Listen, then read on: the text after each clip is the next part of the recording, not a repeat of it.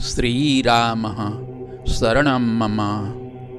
श्रीरामभद्रः शरणं मम। श्रीरामचन्द्रः शरणं मम। क्रियायोग समुपासक साधकों, आज इस क्रियायोग संबंधी प्राणायाम विषयक विचार विमर्श के तृतीय सत्र में आपको प्राणायाम के रहस्य से अवगत कराते हैं, तो आप सावधान होकर इस प्राणायाम के रहस्य से पुटित सुधा का परिपान करें। अधस्ताद् वंशदण्डस्याद्देश देशाप्तमारुतम् अवतार्य पुनर्भूमौ घाताघातं समाचरेत्। घाताघातं समाचरेत्। वंशदंड का अर्थ है मेरुदंड, उसके अधस्तात् अर्थात अधः प्रदेश।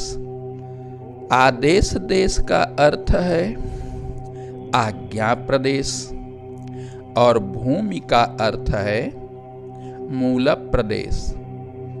तो अधस्ताद् वंशदंडस्य जो मेरुदंड का अधः प्रदेश है, उस अधोदेश से सजात को आज्ञा प्रदेश में संव्याप्त करे।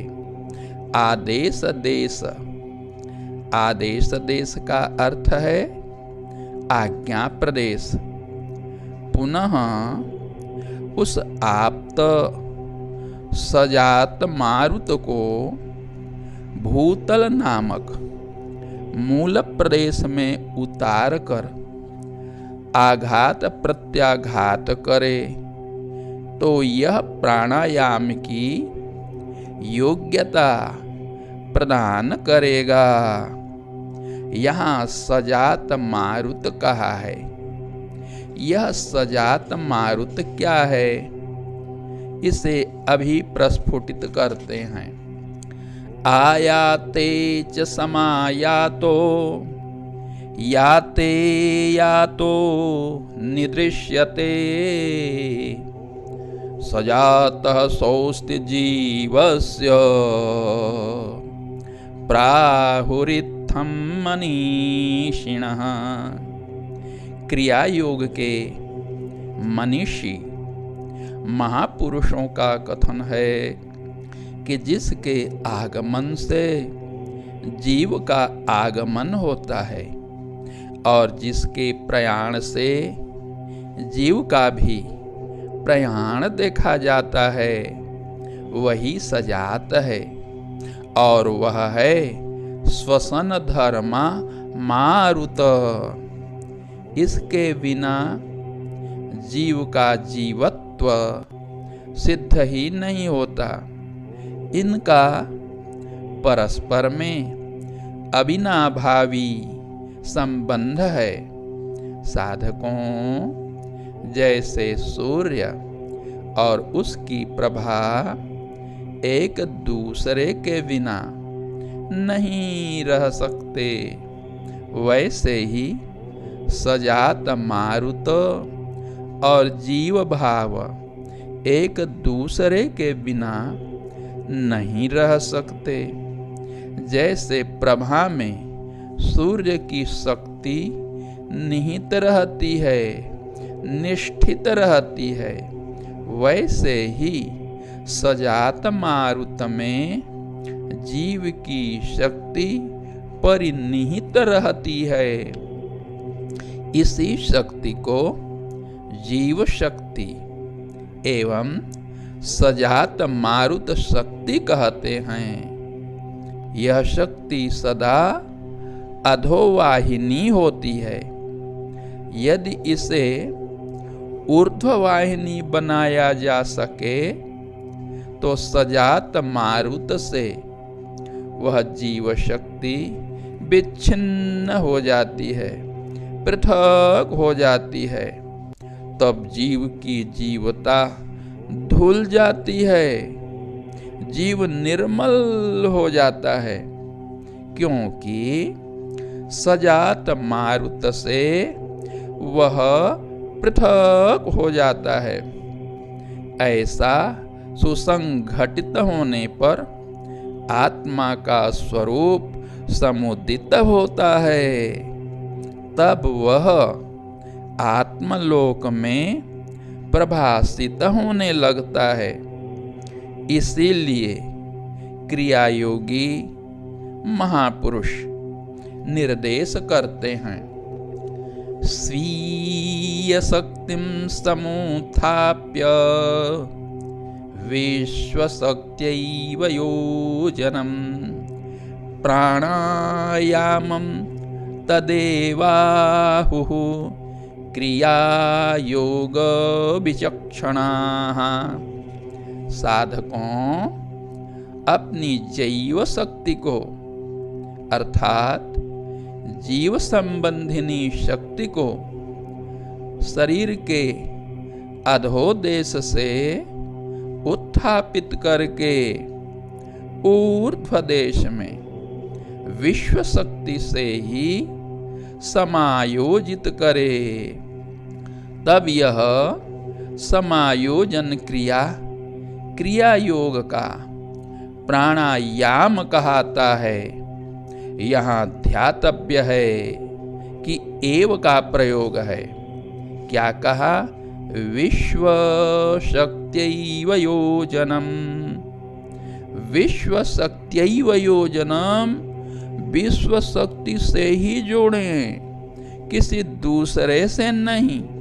लौकिक प्रदर्शन जल में थल की भांति विचरण करना, गगन में उन्मुक्त विचरण करना, धन वैभव का योग बल से समाकर्षण करना, सुदूर देश की वार्ताओं को बैठे बैठे एक ही स्थान पर श्रवण कर लेना, सुदूरवर्ती पदार्थों को बैठे बैठे एक ही स्थान पर अपने ही आसन पर जान लेना, उनका दर्शन कर लेना इत्यादि सिद्धियां हैं। इन सिद्धियों से अपने जैव शक्ति को नहीं जोड़ें, एकमात्र विश्व शक्ति से ही जोड़ें।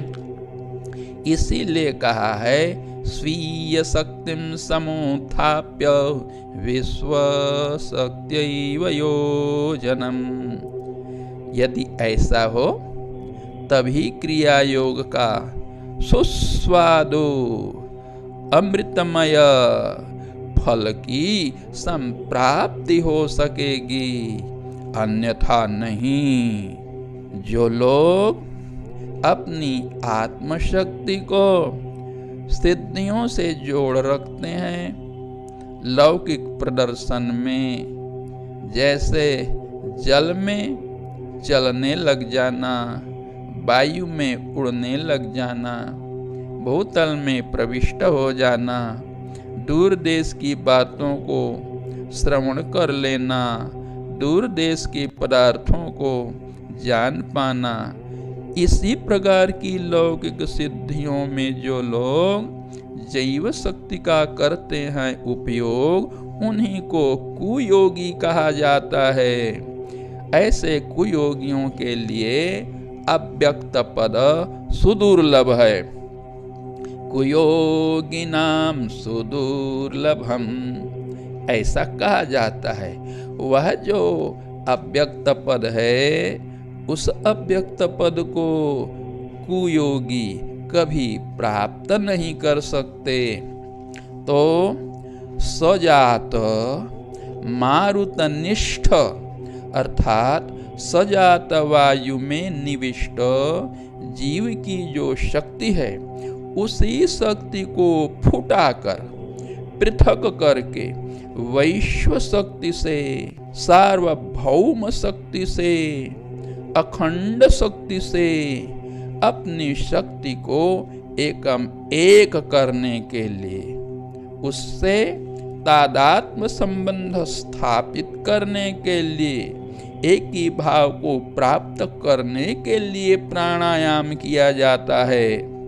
विश्व शक्ति अव्यक्त शक्ति है। उसमें प्रविष्ट होने पर, उसमें निविष्ट होने पर साधक का जीवन धन्य धन्य हो जाता है और कुछ कर्तव्य शेष नहीं रह जाता। अहो आनंद उस समय, अहो शांति, अहो उल्लास, इसका तो वर्णन ही नहीं हो सकता। इसी कारण गुरुवर्यों ने निर्देश किया है। क्या निर्देश किया है तो सुनिए। सजात संगता शक्ति जीव शक्तिर्निगद्यते तयोर्विभक्तु कामस्तु प्राणायामं समाचरेत्। तयोर्विभक्तु कामस्तु प्राणायामं समाचरेत्। अर्थात सजात मारुत में जीव की शक्ति संगत होकर तदात्म भाव को प्राप्त कर, अर्थात अभिन्न होकर विराज रही है। सजात मारुत आप नहीं जानते हैं? सजात मारुत वही है जिसके विषय में कहा यस्मिन जाते, जिसके जाने से जीव चला जाता है और जिसके आने से वह आता है। फिर से कह दें, आयाते च समायातो याते यातो निदृश्यते। अब आप निर्णय करें, किसके आने से जीव आता है, किसके जाने से जीव का प्रस्थान हो जाता है, वही तो सजात है। ये जन्म के साथ ही उदित होने वाला वायु वही सजात है।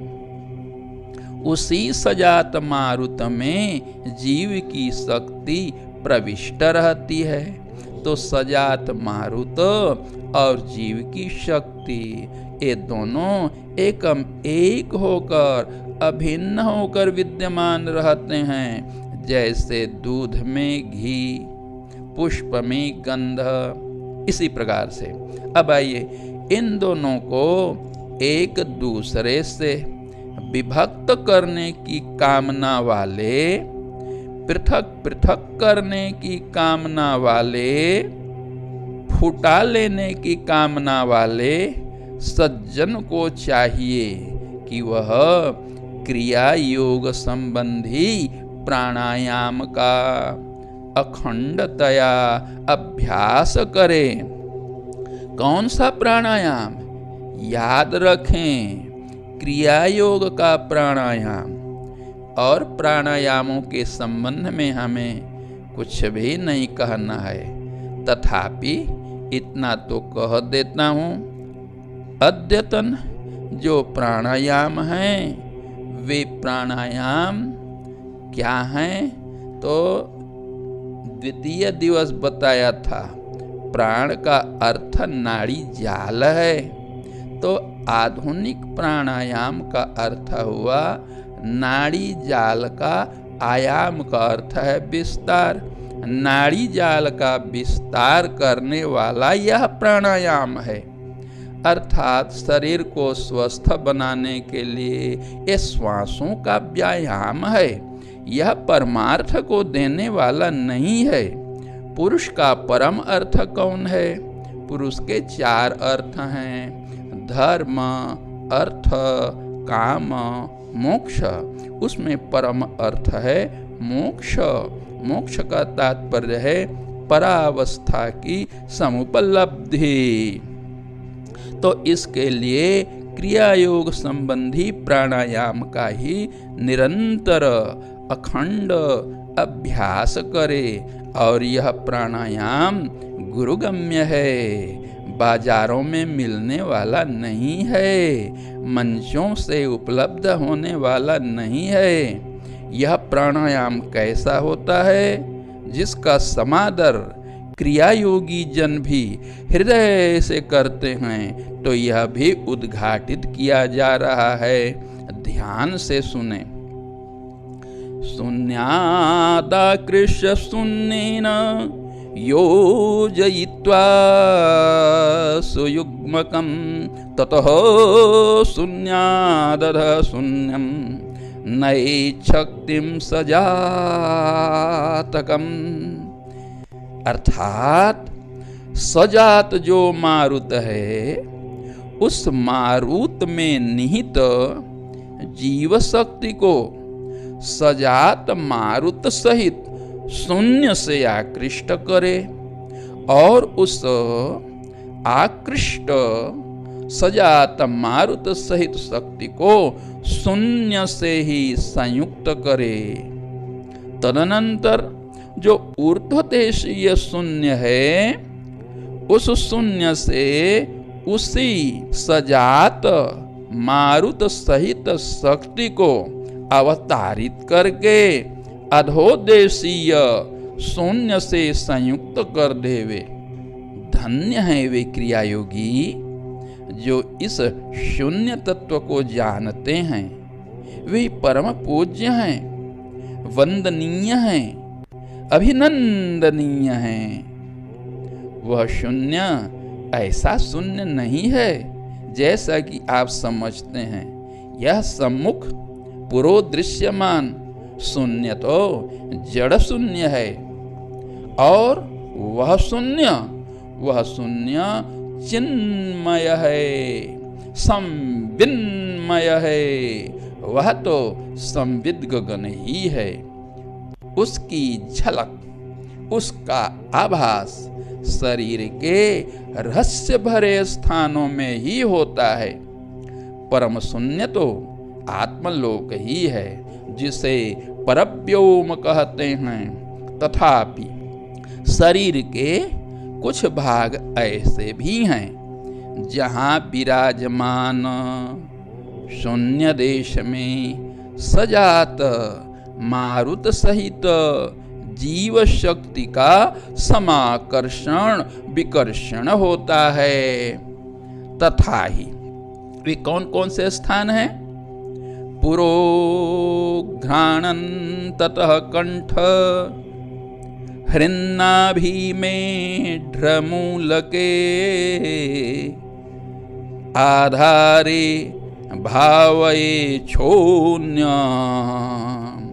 ततः चक्रेषु चेष्टनम। इस शून्य लाभ के लिए शरीर के भीतर महायोगियों ने कुछ आधार बताए हैं। एक तो है अपने ही घ्राण के सम्मुख देश, दूसरा है कंठ स्थान, तीसरा है हृदय प्रदेश, चौथा है नाभि देश, पांचवा है मेढ्र का मूल और छठवा है मूल देश। इनके जो आधार हैं वहां पर भी उस शून्य की झलक, उस शून्य का आभास होता है। इसे गुरु से जाना जाता है।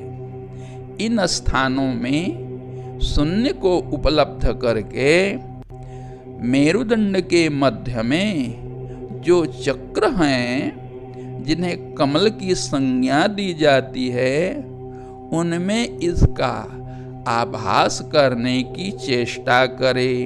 आधारे भावये शून्यम ततश्चक्रेषु चेष्टनम। आधार स्थानों में शून्य का आलाभ करने के अनंतर चक्रों पर इस शून्य का बोध करे।